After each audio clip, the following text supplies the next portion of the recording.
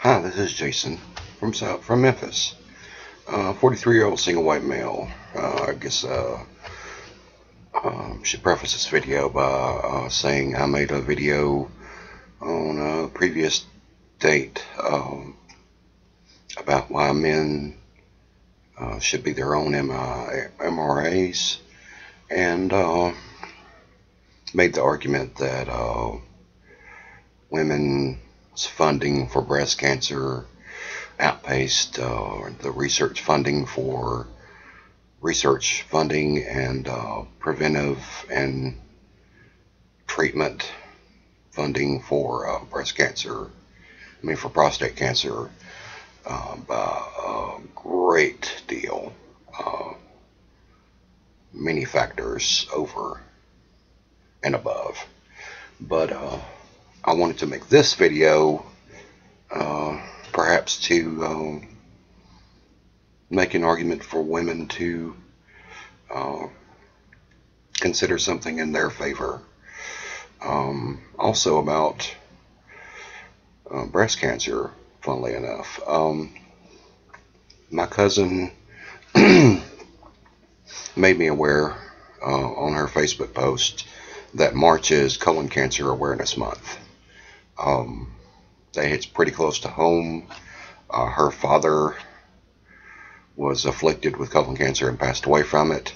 My mother was also afflicted with colon cancer and survived it, but only after a 3-month stay in the hospital, recovering from complications after the surgery to remove most of her colon. She ended up having two follow-up surgeries to repair the damage from infection that set in following her first surgery. She ended up in ICU in a medically induced coma. She had to relearn to walk, whatnot. This is why the topic at hand interests me very much. And the subject of cancer in general for women and men interests me as much as it does. BPH, benign prostate hyperplasia, I believe is the term for it, or hyperplasia, where the prostate enlarges and makes it hard to detect prostate cancer during a normal prostate exam. Runs in my family. I had my second ever prostate exam this past year. First was following some urology visits I had in my 30s. But my first official cancer checking prostate exam was this year. And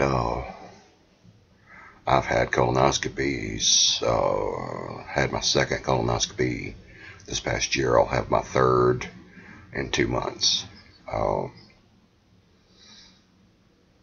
Mainly because my mother had such problems with hers, and cancer has run rampant throughout both sides of my family. Both grandfathers passed away from it. Both grandmothers had breast cancer. Several uncles have had cancer. And statistically, that means I'm at a very high risk. If you do the numbers, when you have that kind of a risk factor in your family history, oncologists will tell you are at a good risk, either environmentally or genetically, for cancer in your future. So, my point being, I have a little statistical awareness that women need to check out. For let me get my glasses because I can't read without them.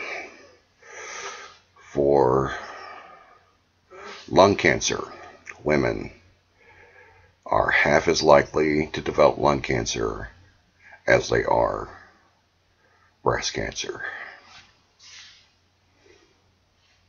Men are over half as likely to develop lung cancer as they are prostate cancer. For colon cancer, women are a third as likely to develop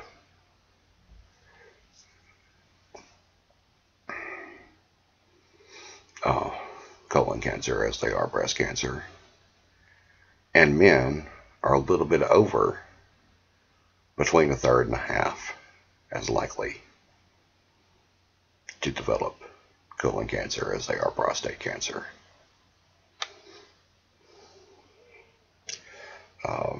Just wanted to throw those numbers out there at you. I've got specific numbers per 100,000 incidence rates. The breakdown by race shows that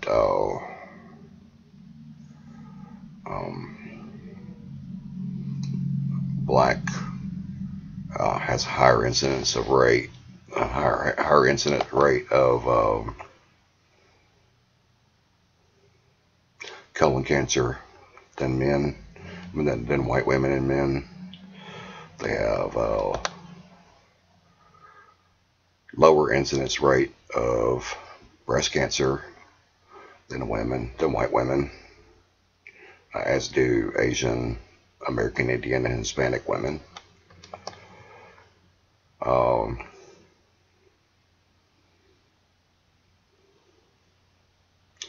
Black men have a higher risk of lung cancer than white men, but white women and black women are tied equally within a couple of incidents per 100,000, so that's negligible.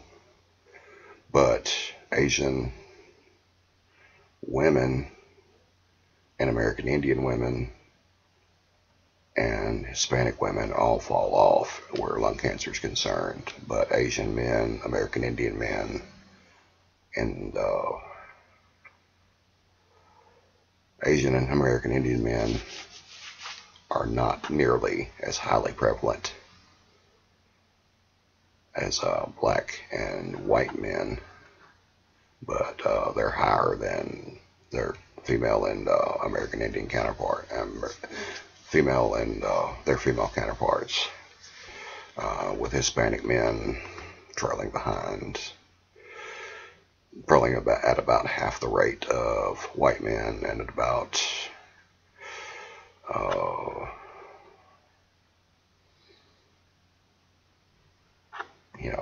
far behind black men in rates per 100,000. All this being said, my point being that your health is an issue. The heart disease rates for women and men are about equal. Don't let anyone fool you into thinking that breast cancer is the #1 killer of women. It is not. It is not even close. It doesn't kill as many women. It doesn't kill nearly as many women as accidental deaths, counting cars, accidents in the home, violence, whatnot.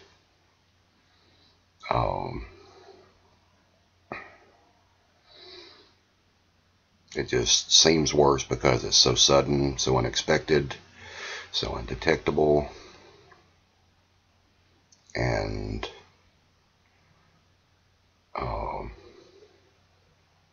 in several cases preventable by a simple exam.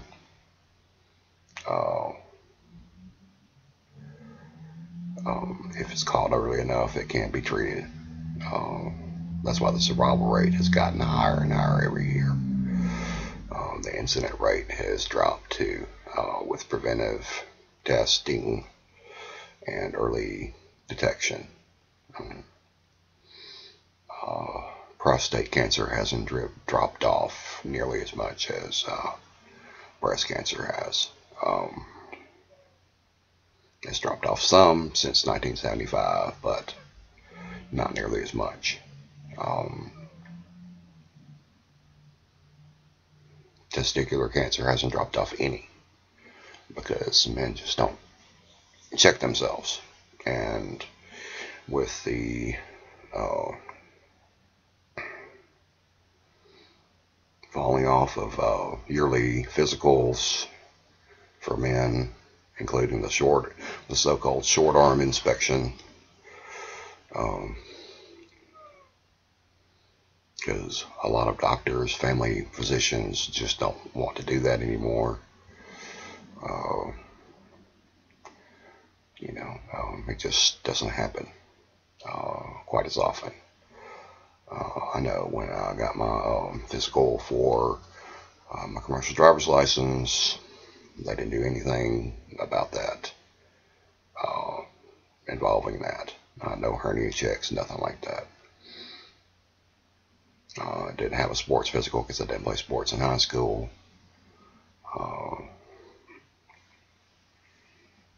And like I said, my first prostate exam for cancer check was,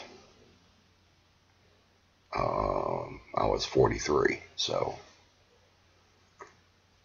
there you go. If a woman had waited till she was in her 40s to have her first breast exam, she would be called a fool. I believe the same thing should be said about men. The incident rates are out there, same as for testicular cancer. The most famous examples of testicular cancer in America that are easily called to mind: Tom Green.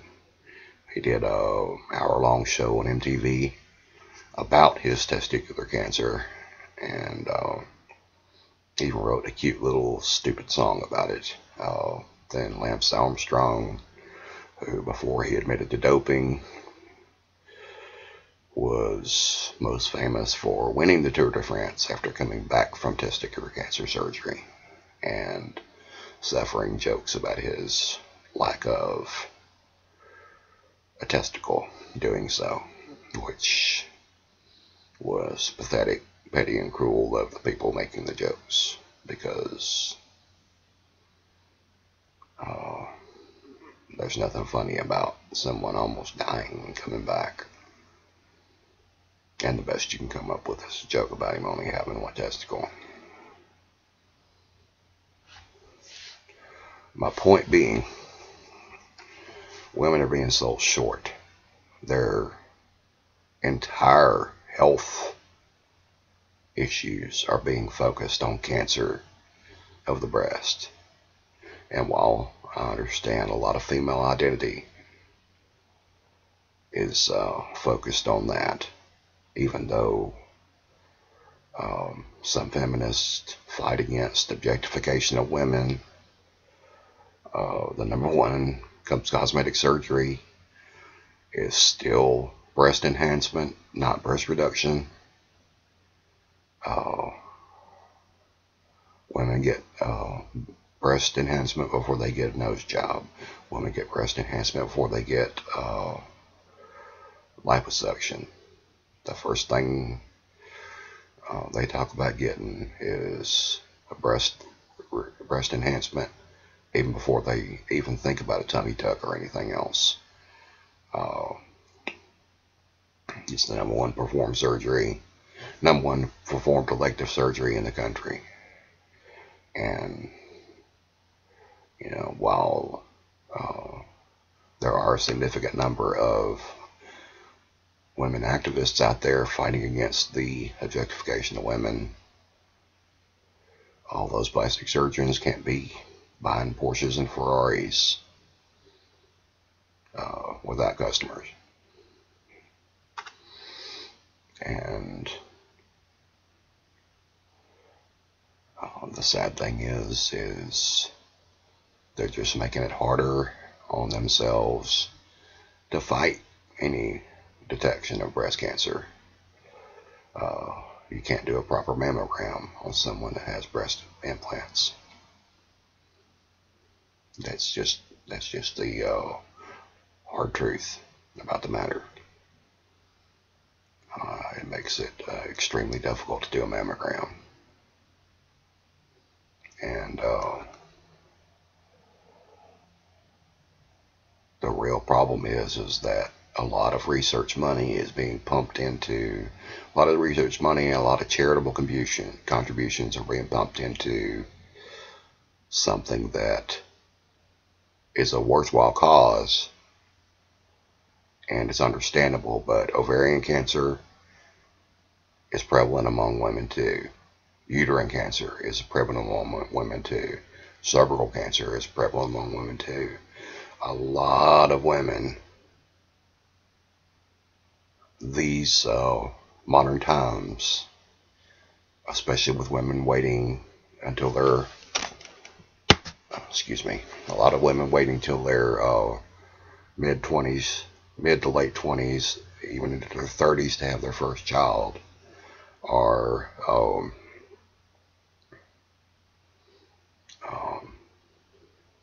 being faced with infertility problems caused by fibroids, which, even though they're benign, they are a tumor. And they do cause infertility problems. They cause problems with the attachment of the fertilized embryo. My sister had problems with that very aspect when she was trying to get pregnant. My mother actually got pregnant with me facing that very thing. Matter of fact, I was her first child, first and only child born by C-section, because I was her last child of 4. And I had to be born by C-section because my cord was wrapped in fibroids, and I couldn't be born. That's another story, though. So there's a lot of cancers out there that affect women only. There's a lot of cancers that affect both sexes. And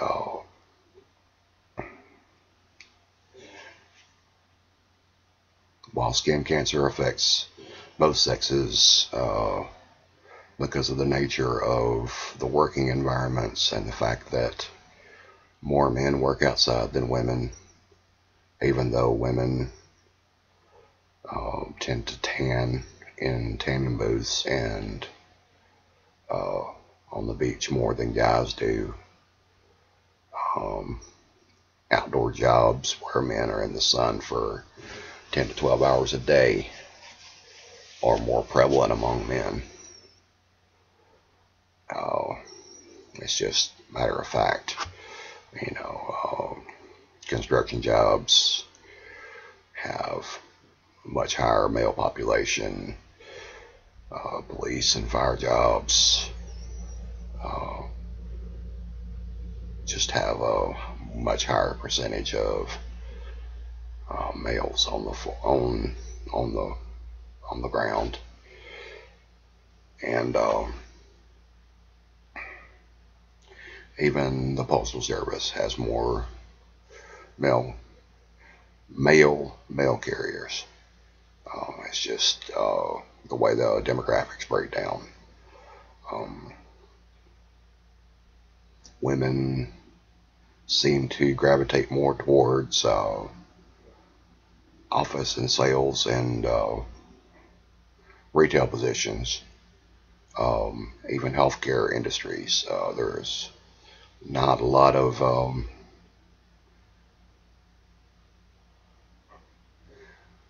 heavy machinery jobs that women get into, including mining and those sorts, open field mining, those sorts of things. So, I mean, they're out there, but the percentages aren't great. Not 50-50. That's why the percentages are probably about 65 to 70% male as far as skin cancer goes. So I did do the math on that and did do the research. All statistics I've been quoting and percentages I've been quoting all come from the National Cancer Institute. Their latest data that they've compiled is through 2011. That's the latest data they have compiled all the statistics for. They only have projected data for 2012, which is not reliable. It would just be guesswork on their part. So I hope what I've had to say has been informative. I hope you all have maybe thought about some things, and I hope you all have a pleasant and wonderful evening, weekend, and keep the thought in your mind. If you're over 35, if you don't have a wonderful family history of no cancers at all in your family background, or if you don't know your family background, if you're estranged from your family in any way, if you don't know your biological family, or just don't know your history back before your grandparents, whatnot, then maybe go get even just some basic blood work. Some things they can detect through blood work. If you have a family history of cancer, it is vitally important that you go for any screenings that are age appropriate. That means for prostate cancer, starting in your 20s. That means for testicular cancer, starting in your 20s. That means for breast cancer, breast exams ASAP, and mammograms over 35. That means for cervical cancer, pap smears starting when you're 18. That means for uterine and ovarian cancer, blood work as soon as possible. Hormone levels as soon as possible. If you have any irregular cycle problems, notify your gynecologist at your next visit. If you have any problems with your medication, whether it be birth control shots, birth control implants, birth control pills, whatnot, immediately notify your gynecologist. Please don't let things slide. It's not worth it. And if you have any stomach issues, if you notice anything change in any kind of pattern with your bathroom habits, let your GP know the next time you see them.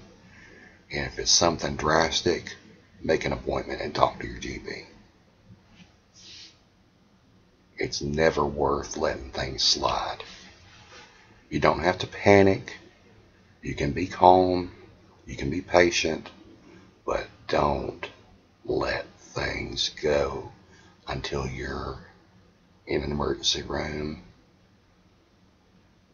or being referred to an oncologist or a surgeon Heaven forbid. That's all I have to say about that. Once again, I hope you learned something, and hope it gave you some stuff to think about. Thanks.